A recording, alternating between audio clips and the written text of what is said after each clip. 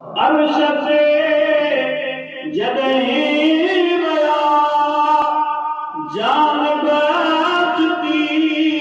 लाहिण जे कई अल्लाह तो चवे आचरी जान बचती सां हीअ तुंहिंजी दरबार आचरी जान तुझी दरबार पेशवा जिब्रील प्यादो घोड़े सवार व्याज आसमान ते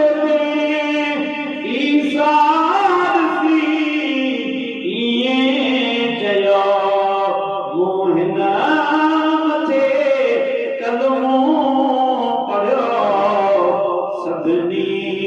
सजो सरदार मोहिन मथे कलमो पढ़ियो सभिनी सजो सरदार